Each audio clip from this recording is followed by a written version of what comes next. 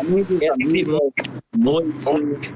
Nós estamos pelo final do PT na Câmara e também com transmissão conjunta pela TVPT, fazendo uma live para falarmos sobre um assunto que é de mais preocupante.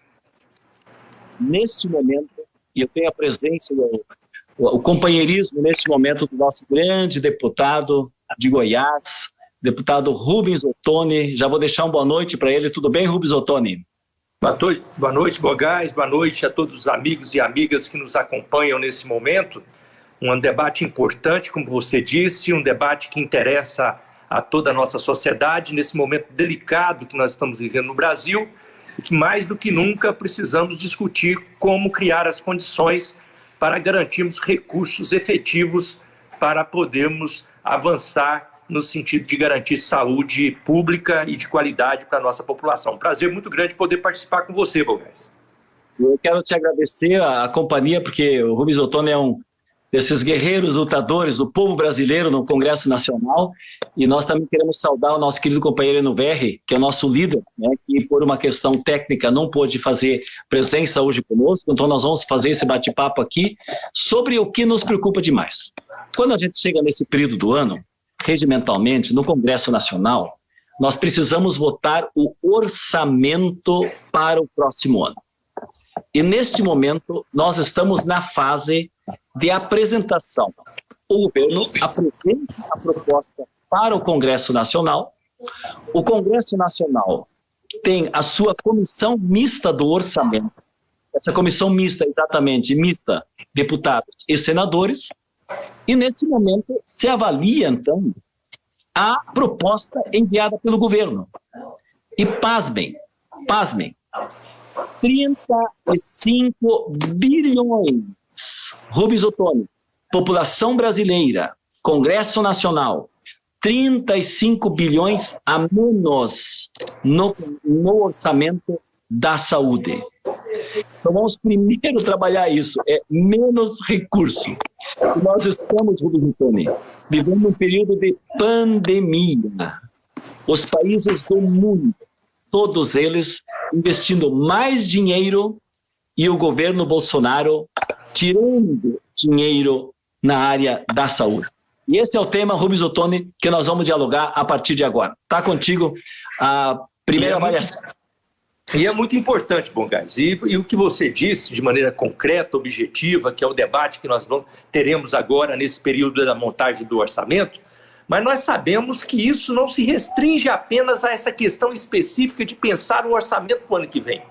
Na realidade, a pandemia, que é um momento gravíssimo que nós estamos vivendo no mundo, mas aqui no Brasil é mais grave porque o governo federal tem uma atitude irresponsável diante da pandemia. E o que é mais grave, o governo federal, no meu entendimento, Bogás, ele quer se aproveitar da pandemia para poder fazer o jogo a que ele se propõe, que é o jogo do desmonte das políticas públicas, do desmonte de todo o aparato democrático do país. Você lembra lá o ministro do Meio Ambiente falando assim, vou aproveitar aqui a pandemia para poder passar a boiada, para poder desestruturar toda a questão das leis na área do meio ambiente, na área da saúde também. Na realidade, o governo se aproveita da pandemia para poder deslocar recursos do que é público para o privado, tirando de quem mais precisa e concentrando na mão dos setores mais privilegiados. E a feitura do orçamento, Bogás, que você disse muito bem aí, ao governo, ao sinalizar, tirar 35 bilhões, que é aquele recurso que nós na Câmara, no Senado, no Congresso, nos dispusemos a colocar para que o governo pudesse cumprir o seu papel de enfrentamento da pandemia, eles agora não querem colocar esse dinheiro no orçamento. Ora, e como se já não tivesse pandemia no Brasil? Claro, a pandemia continua. Nós estamos chegando aí a 5 milhões de pessoas contaminadas, estamos chegando a 150 mil óbitos no Brasil. E mesmo se nós tivermos controle da pandemia, na pós-pandemia, nós vamos ter que fazer um esforço muito grande para retomar todo esse trabalho de garantir saúde pública. Então, realmente, Bogás, é um momento muito delicado. Nós precisamos estar atentos a essa pauta. Tem que haver uma mobilização da sociedade para exigir que os recursos garantidos para esse ano de 2020, eles estejam garantidos também em 2021 para garantir uma saúde de qualidade do nosso país. É isso que é o desafio que nós temos. Rubens Ottoni, esse tema, antes de a gente entrar ainda sobre a questão específica do orçamento, das mobilizações que nós precisamos fazer, quando a postura dele, eu acho que sempre é bom a gente refletir isso, a postura do governo Bolsonaro, quando ele trata a questão da pandemia com desdém. E daí? Igual vai ter que morrer gente. E quando ele faz e desobedece todas as orientações da Organização Mundial da Saúde, quando nega a ciência, eu acho que esse é um tema importantíssimo, nega a ciência, e quando ele quer fazer alterar, e eu não sou, nós não temos o Mandetta, né, que foi ministro dele como grande lutador do SUS. Espero que a pandemia tenha ensinado o Mandetta a se preocupar mais com o SUS.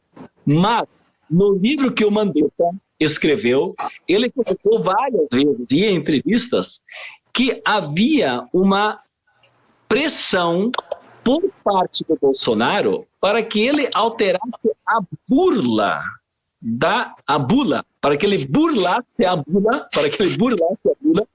da cloroquina, no sentido de que ela viesse a ser eficiente pela bula burlada para o combate da pandemia. Eu estou falando o desdém, a forma dele em relação às pessoas, essa tentação da bula que ele fez em relação à orientação ao ministro, e com isso ele queria dar a entender que a preocupação dele era com a economia e com o emprego.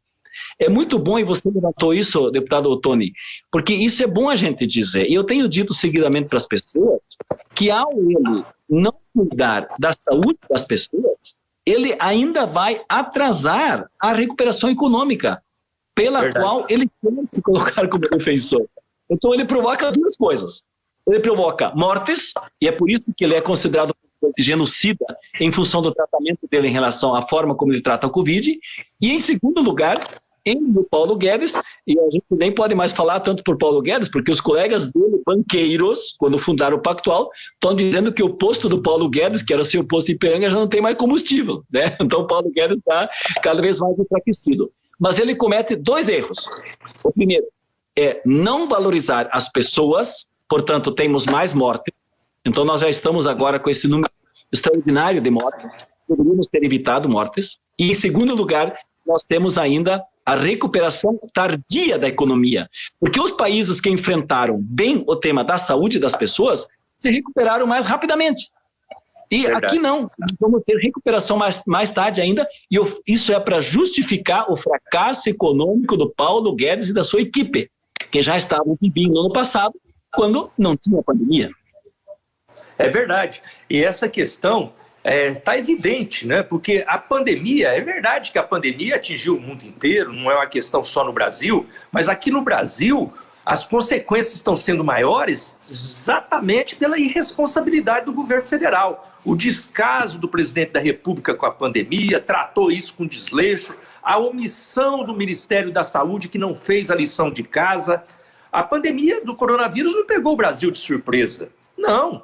A pandemia chegou aqui depois que tinha batido lá na China, na Europa, teve tempo de se preparar, mas o Brasil não se preparou, não comprou os respiradores necessários, não montou os leitos de UTI, não arrumou nem os testes para a população de risco do nosso país, não comprou equipamentos de proteção individual para os nossos trabalhadores da saúde. O Brasil é campeão na morte de trabalhadores na área da saúde. Então, uma situação dramática que nós estamos vivendo. Agora, some-se a isso, Bogás, uma questão que já é estrutural desse modelo neoliberal que o Bolsonaro já leva adiante, mas que já vinha depois que tiraram a Dilma e derrubaram o PT do governo. A emenda constitucional 95, ela vem para desmontar o serviço público, ela vem para desmontar os recursos direcionados para a área social. E a área da saúde de maneira muito especial, ela foi atacada. São mais de 20 bilhões de reais que foram tirados de investimentos na área da saúde depois de 2018, e agora, com a pandemia, nós colocamos um recurso especial para atender a pandemia, que foram esses 35 bilhões, no orçamento de 2021, não está previsto esse dinheiro. Como é que vai se trabalhar a área da saúde em 2021? Primeiro, porque a pandemia não acabou. Pelo contrário, continua, aumenta o número de contaminados, aumenta o número de mortos. E segundo, nós temos que nos recuperar. Como é que, num momento de pós-pandemia, como é que nós vamos recuperar o trabalho da saúde? Porque tem muito trabalho da saúde que está aí represado para o ano que vem. Cirurgias eletivas, aqueles exames de alta complexidade, tratamento de doenças crônicas, a coisa já está mais complicado. Então isso significa o quê? Vai ter mais gasto na área da saúde. Agora corta o recurso que não vai atender nem a pandemia e não vai ajudar pós-pandemia, vai ser um desastre total. Mas isso atende o quê? Atende aquilo que eles defendem. Eles não veem como prioridade a saúde pública, como eles não veem como prioridade a educação pública.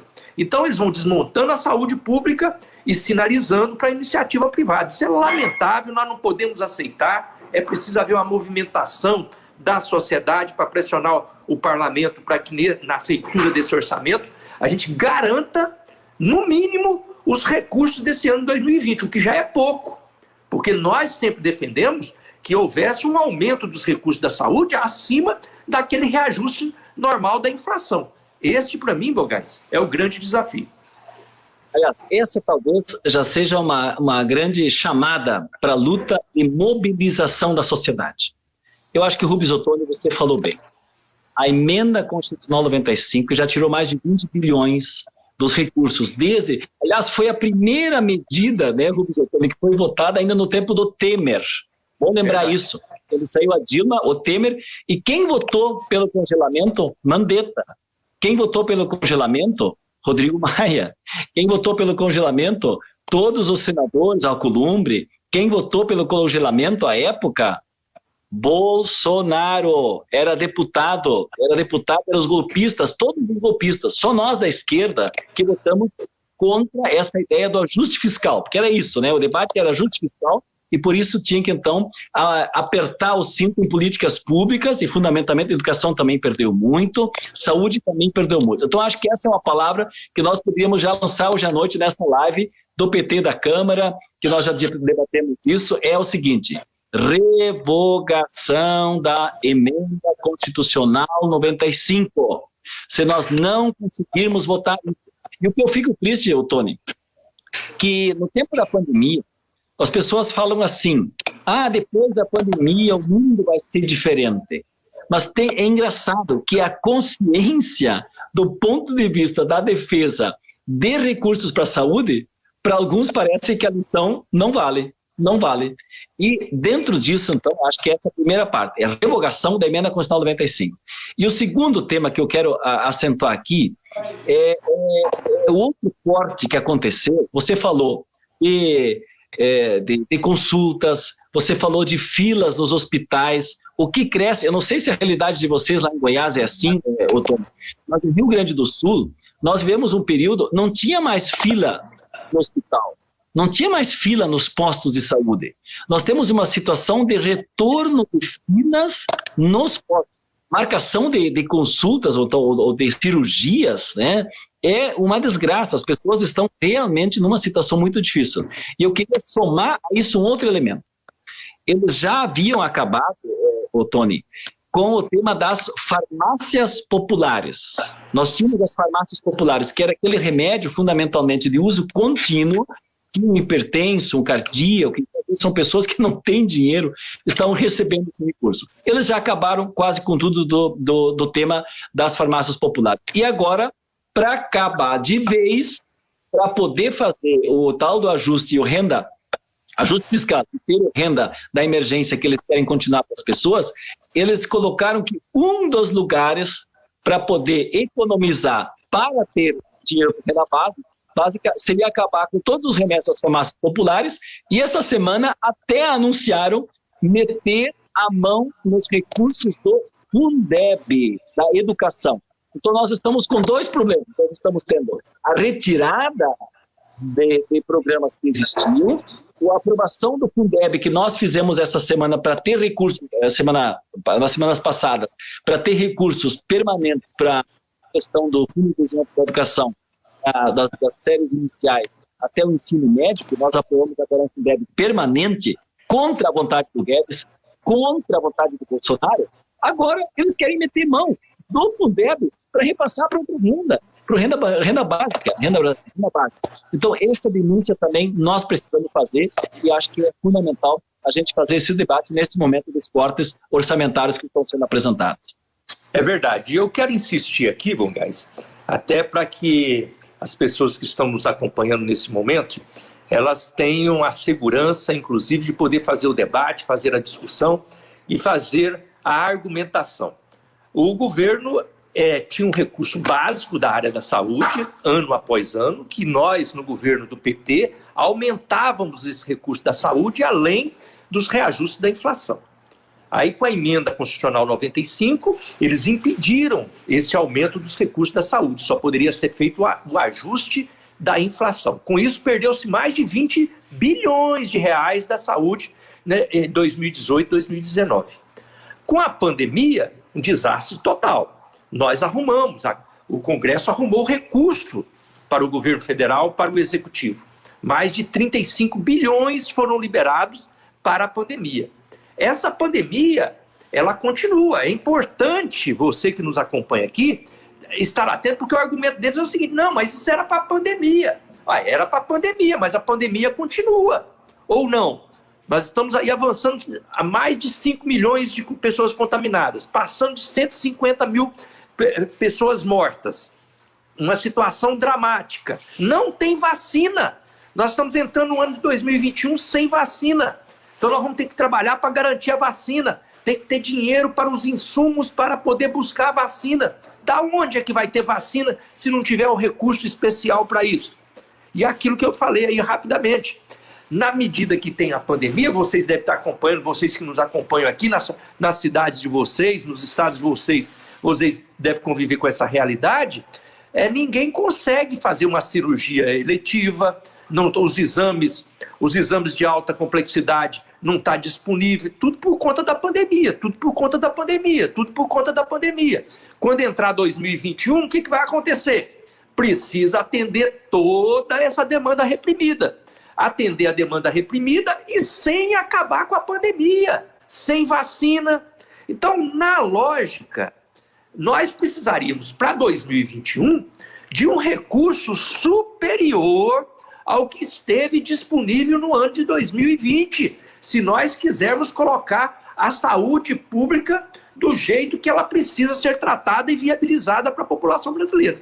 Este é o desafio que nós temos. Então, Bongás, além do que você disse muito bem aí, que uma bandeira que nós devemos ter, que é essa da revogação da emenda constitucional 95, nós precisamos, de maneira imediata também, trabalhar, fazer uma movimentação para que se garanta no orçamento de 2021 esse piso emergencial que nós garantimos em 2020. Esse é o piso, nós precisamos trabalhar daí para mais. Não pode tirar aquilo que já existia. Então, esse é o desafio que eu vejo que nós temos pela frente. Eu quero, antes de avançar ainda, Tony, em alguns tópicos específicos da saúde, eu queria lembrar, eu há pouco vi a notícia que o Supremo Tribunal Federal, infelizmente, concordou com a proposta do bolsonarismo de poderem esquartejar a nossa querida Petrobras. A venda das refinarias sem a votação no Congresso Nacional. Isso é um crime, porque isso significa o seguinte: toda vez que houver uma privatização, o Congresso Nacional, nós somos contra, mas se ela vem em discussão, que ao menos o Congresso Nacional possa se posicionar. E eles estão tirando, no caso das refinarias, as considerando subsidiárias, eles estão dando o entendimento de que as refinarias são subsidiárias e que, portanto, podem ser vendidas sem a aprovação do Congresso.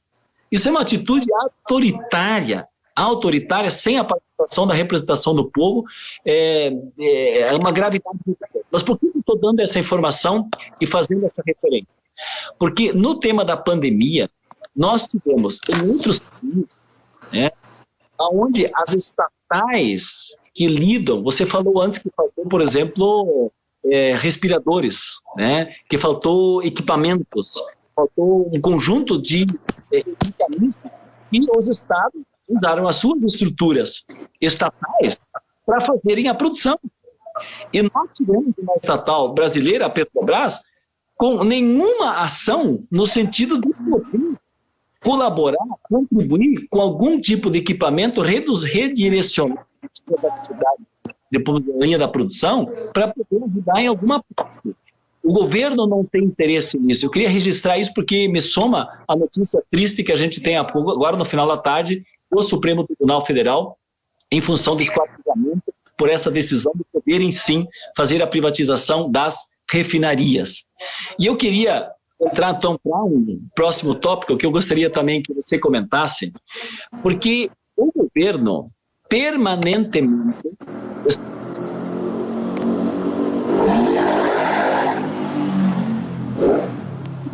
constitucionais. Congelar. Nós estamos com o corte de recursos, então eu repito que eu não estava acompanhando antes, e está passando a acompanhar a partir de agora de 35 bilhões comparativamente ao orçamento da saúde deste ano para o ano que vem. Esse é o debate no Congresso Nacional. Mas mais do que isso, o governo, e eu vi o próprio Paulo Guedes numa das sessões conosco, quando eu participava da Comissão Mista do Orçamento, dizer que tem muito pouco recurso discricionário para os executivos em nível federal, estadual e municipal aplicarem, porque tem muito recurso que tem o seu formato de exigência constitucional do percentual para a educação e para a saúde, fundamentalmente. A proposta do governo é retirar esta exigência constitucional. Então, o município, o estado e o país não precisariam colocar os mínimos constitucionais na educação e na saúde. Você imagina, Rubens Ottoni, o caminho que nós poderemos chegar se esta ideia vingar, que é uma ideia que os bolsonaristas estão defendendo a toda hora no Congresso Nacional. Isso é mais uma prova, Bongás, daquilo que eu dizia anteriormente, que a posição do governo em relação aí a cortar recursos da área da saúde para o orçamento de 2021, isso aí não é, digamos, apenas um descaso do governo com a saúde, não. Não é um descaso só. É uma visão estratégica do governo naquilo que ele acredita que é correto e é um equívoco. Eles querem desmontar aquilo que é público. Então, eles querem aproveitar da pandemia para poder fazer aquilo que eles sempre defenderam: fragilizar o Sistema Único de Saúde. E isso é um crime, porque é preciso a gente saber, vocês que nos acompanham aqui nesse momento, que se tenha algo que sustentou a disputa, o enfrentamento da pandemia, foi o Sistema Único de Saúde.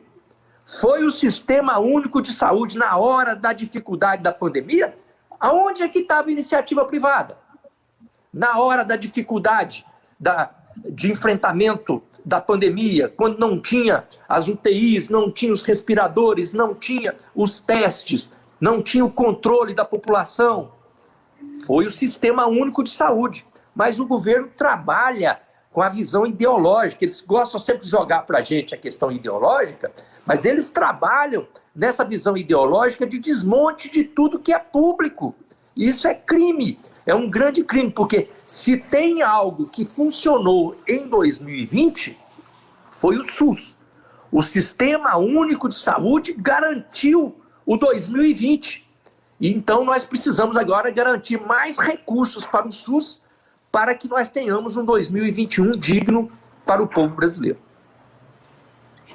Esse tema do SUS, e nós vamos insistir aqui, eu estou com um pequeno problema técnico aqui, mas vocês estão me ouvindo bem? Tudo bem, Rubens Ottoni? Tá tudo bem? O meu áudio que ficou mais baixo aqui, mas eu queria insistir nesse tema também, que é fundamental. Você levanta a questão do SUS. Tá? Acho que essa é uma luta, então, da revogação, que nós precisamos trabalhar, para não desvincular os mínimos constitucionais. Acho que é outra tarefa fundamental. Nós precisamos segurar esta onda, porque senão vai ter menos dinheiro ainda. E aqui, eu acho que para nós ir trabalhando o encerramento do nosso debate aqui hoje à noite, é a questão do SUS. A presença pública, tá? E se a gente for falar o que atende bem as pessoas, o SUS tem os seus problemas. É claro que tem os seus problemas. O SUS não está perfeito. Mas são países que nem os Estados Unidos, que não tem SUS. A gente está vendo agora vários os debates que são de baixo nível, né, que aconteceram essa semana, inclusive os candidatáveis lá à presidência dos Estados Unidos. Mas é um país que não tem SUS. Vários países do mundo olham a experiência do Brasil, que na Constituição cidadã, vamos dizer assim, de 88, que está sendo a toda hora esquartejada, também retirada, é a ideia da retirada da presença pública na saúde para estimular, como querem os liberais, planos privados, ou voltará de novo a ter o tema apenas atendimento na saúde quem tem dinheiro. Esse tema do SUS, nós precisamos realmente refletir, porque se imagina um atendimento em qualquer dessas áreas sem SUS, ou uma pandemia sem ter um SUS, porque o que estruturou o que existe no Brasil de defesa e de, digamos assim, de controle e de tratamento em relação que ainda nós não temos na qualidade que deveria, neste momento da pandemia foi o SUS, foi o recurso público, né? Então, acho que essa é uma tarefa fundamental também de a gente reforçar aqui, que é a ideia de um SUS com recursos, de uma lógica de elevação e não de redução, como é a parte orçamentária neste momento. É isso, Bogás. Eu acho que nós temos um grande desafio pela frente. Eu quero aqui, inclusive, destacar, é importante aqui destacar o papel importante que o Conselho Nacional de Saúde tem jogado nessa mobilização em todo o país, porque o Conselho Nacional de Saúde ele tem chamado toda essa movimentação, reivindicando a manutenção desse piso emergencial e também na defesa do Sistema Único de Saúde. Mas o problema é que nós estamos vivendo ataques do governo federal em várias frentes. São ataques, como você disse aí, na área da educação, querendo tirar recursos do Fundeb para poder investir em outra área, na área aí do meio ambiente, o que nós estamos enfrentando aí de incêndios para tudo quanto é lado, pelo descaso, desleixo, a irresponsabilidade do governo federal. Eu estou agora, inclusive, numa região aqui de Goiás, uma região de muita proteção ambiental, que é a Chapada dos Veadeiros, e o pessoal aqui sofrendo com os focos de incêndio, não tem nada do governo federal para poder proteger. Então, Bogás, os ataques são em todas as áreas e isso, às vezes, faz com que a gente tenha dificuldade de ter um foco. Mas essa questão da saúde, o Conselho Nacional de Saúde tem cumprido um papel muito bom de arregimentação e nós precisamos fortalecer toda essa mobilização para podermos jogar luz sobre a elaboração do orçamento para 2021 e, em cima dele, criar as condições para fortalecimento do SUS a partir da revogação também da Emenda Constitucional 95.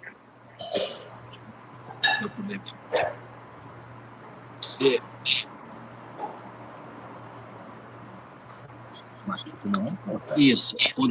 O Rubens Ottoni, eu estive com um pequeno probleminha técnico aqui para te ouvir bem na sua fala, mas eu queria, encerrando o nosso debate aqui também, então, enfatizar a mobilização necessária que você colocou desde o início, que vão pelos conselhos, vamos falar o seguinte, conselhos municipais da saúde, câmaras de vereadores, centrais sindicais, prefeitos, câmaras estaduais, os nossos deputados estaduais, eu quero chamar, porque essa é uma live que nós estamos fazendo pelo PT na Câmara, para que os nossos deputados estaduais, das assembleias legislativas, né, acionem também debates sobre isso, os conselhos estaduais da saúde, para que isso chegue também no volume máximo no Conselho Nacional da Saúde, secretários estaduais da saúde. Nós precisamos criar uma rede, na verdade, né, Rubens Ottoni, que seja de mobilização nacional, porque nossa bancada do PT, da minoria e da oposição estarão atentos na CMO, na Comissão Mista do Orçamento, na votação na sessão do Congresso Nacional, mas isso não basta. Se não tem o caldo popular, que é tão negado pelo bolsonarismo, nós temos que estimular, senão vai ter menos dinheiro. Essa é a questão. Então, acho que esse é um chamado importante que nós devemos fazer nesse momento. A luta pela revogação da Emenda Constitucional 95, o reforço para que tenha um SUS permanente cada vez mais qualificado, que a gente não faça a desvinculação dos mínimos constitucionais para o setor da educação da saúde, acho que é uma outra pauta importante. Eu não posso deixar de te ouvir um pouco para nós comentarmos o tema da semana que nós queríamos votar e não conseguimos votar, que é a medida provisória 1000, onde nós não aceitamos que a renda emergencial reduza pela metade, que é a proposta que o Bolsonaro apresentou. As pessoas, se não fosse o Congresso Nacional votar, não estariam recebendo R$600, estariam recebendo R$200. Foi a votação e a proposta do PT. Nós queríamos mínimo salário, meio salário mínimo, né? Um salário mínimo, ao menos, por mês, que seria 1.045. Mas nós conseguimos triplicar, Rubens Ottoni. Eu lembro da nossa luta. Triplicamos o valor. Agora, o Bolsonaro mandou uma proposta que é a MP 1000, que reduz pela metade. São 4 parcelas só de 300 e não mais de 600, sendo que o valor também já teve, por causa dos alimentos que são mais caros, porque não tem mais reservas pela Conab de estoques para poder entrar e regular um preço. O preço foi para as nuvens, então os R$600 não são mais R$600. E agora cai pela metade, portanto não serão mais R$300, serão 200 e pouco, na verdade, porque o poder aquisitivo baixou muito. E nós queríamos votar, e o Rodrigo Maia e o Bolsonaro não colocaram, os bolsonaristas ainda, que são maioria na votação do Congresso, não colocaram em votação. Então eu quero repetir isso, quero ter um comentário também sobre isso, porque eu acredito que além da luta para não ter o corte dos 35 bilhões da saúde, tem a luta para ter mais recursos na renda emergencial, que se não formos votar, fica em 300. Se formos votar, vai para 600, com grande chance, porque os deputados não vão querer colocar a sua digital, dizendo que querem diminuir pela metade o valor da renda emergencial, que está sendo tão importante para as famílias que mais precisam. E você tem toda a razão, Burgais. Nesse raciocínio, você explicou muito bem como é que foi a elaboração desse programa da renda emergencial, o auxílio emergencial. Foi iniciativa nossa na Câmara, o governo não queria, nós aprovamos e agora o governo cria dificuldades para poder garantir. A pandemia continua. O auxílio emergencial era para a pandemia continua, não tem vacina e justamente pela irresponsabilidade do governo federal, pela omissão do Ministério da Saúde, o descaso do presidente da República, a pandemia toma uma dimensão dramática no nosso país. Então é preciso continuar com o auxílio emergencial. Mas some-se ao que você falou, Burgais, a questão, além deles diminuírem o valor do auxílio emergencial, na verdade, eles aumentaram a rigidez no controle das regras de quem pode receber o auxílio emergencial. Com isso, mais de 5 milhões de pessoas estão deixando de receber o auxílio emergencial. Quer dizer, isso vai jogar numa situação de fome, numa situação dramática, milhões de famílias do nosso país. E depois o governo fica aí sem saber por que é que a economia não funciona. A economia não funciona porque o governo é incompetente. Essa receita do Ministério da Economia, do Paulo Guedes, para enfrentar crise econômica em tempos de pandemia, é um desastre total. Querer combater crise econômica em tempos de pandemia, fazendo ajuste fiscal, fazendo corte de gastos, é um suicídio. O que nós precisamos é de investimento público para poder gerar emprego, gerar renda, melhorar a vida do povo e com isso destravar a economia. Do jeito que eles estão fazendo, a economia vai travar cada vez mais. Então fica aí também este alerta aqui no nosso final desse nosso debate. Eu quero aí, Bongás, agradecer a você aí a gentileza, a oportunidade de poder participar com você. Eu estou aqui também no interior do estado, num lugar aqui delicado também, que nós estamos enfrentando outras demandas, mas fiquei muito satisfeito de poder tirar esse tempo para poder participar com você desse espaço privilegiado de discussão e de debate. Um grande abraço a você aí e a todas as pessoas que nos acompanham nesse instante. Eu quero dizer também que foi uma honra, Rubens Ottoni, poder compartilhar esse momento. Eu também estou bem no interior do Rio Grande do Sul, quase fronteira na Argentina, só para ter uma dimensão onde nos encontramos agora, e com pequena dificuldade também de acesso na internet aqui, mas conseguimos também nos comunicar, deixar o recado, assumir esse espaço neste momento, deputado Rubens Ottoni, da nossa bancada, agradecer ao nosso querido líder, Enio Verri, né, que nos também oportuniza, nos convidou para participar desse momento. E para encerrar, eu quero pedir para as pessoas curtirem, compartilharem, né, os canais do nosso partido, do PT, da TVT, do PT na Câmara, e lembrar que junto com esse tema, que é necessário nós votarmos para mantermos esses R$600, nós temos também um projeto do núcleo da bancada do PT, que eu assino junto com os nossos colegas deputados, para que as pessoas que neste momento foram para o desemprego, não foram poucas, e que receberam o seguro-desemprego, e que terminou a parcela do seguro-desemprego, Rubens Ottoni, essa é uma questão muito especial, que neste momento a pessoa vai para o desemprego, não ganha emprego. Tem a parcela do seguro-desemprego, ela termina, não tem parcela. Terceiro, não ganha um novo emprego, e esta pessoa, ela não ganha o renda emergencial, porque não tem mais prazo hábil para ela se inscrever no renda emergencial. Então, essa pessoa que terminou o seguro-desemprego e está no desemprego, não tem absolutamente nenhum auxílio. E a bancada do PT tem uma proposta de ter ao menos mais 2 parcelas, o que nós fazíamos seguidamente no nosso governo do Lula ou da Dilma, que em casos de crises e sistemas mais localizados, de crises por problemas, às vezes, sei lá, que pudesse acontecer, de ter um apoio, uma prorrogação das parcelas, que são de 3 a 5, para ter ao menos mais 2 parcelas do seguro-desemprego. Então essa é a outra luta que nós estamos fazendo, que seria importante. Então, eu deixo, Rubens, para ti concluir então, tá? Porque eu iniciei a nossa reflexão agradecendo e me colocando à disposição sempre, a nossa bancada do PT, nesse tema tão importante. Nós faremos toda a mobilização e denúncia necessária para que o corte de 35 bilhões no orçamento da saúde não ocorra. Encerra, por favor, a nossa live de hoje, nosso querido companheiro Rubens Ottoni. Obrigado, Bongás, mais uma vez aí, parabéns aí pela coordenação, mas é importante aqui nós terminarmos reconhecendo e valorizando o nosso Sistema Único de Saúde.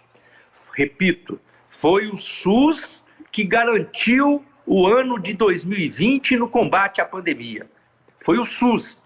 E é por isso mesmo que agora nós precisamos garantir para o ano de 2021 os recursos necessários para que o Sistema Único de Saúde ele possa cumprir o seu papel. O SUS ele precisa de mais recursos, não pode ter esse corte dos 35 bilhões de reais, daquele recurso que nós colocamos extra para esse ano, e esse trabalho é o trabalho da mobilização que nós precisamos fazer para este final de ano, para garantir esses recursos para o Sistema Único de Saúde, para o Ministério da Saúde cumprir o seu papel de saúde pública, gratuita e de qualidade no nosso país. Grande abraço, Bongás, e a todos aqueles que nos acompanham nesse instante. Valeu, um grande abraço.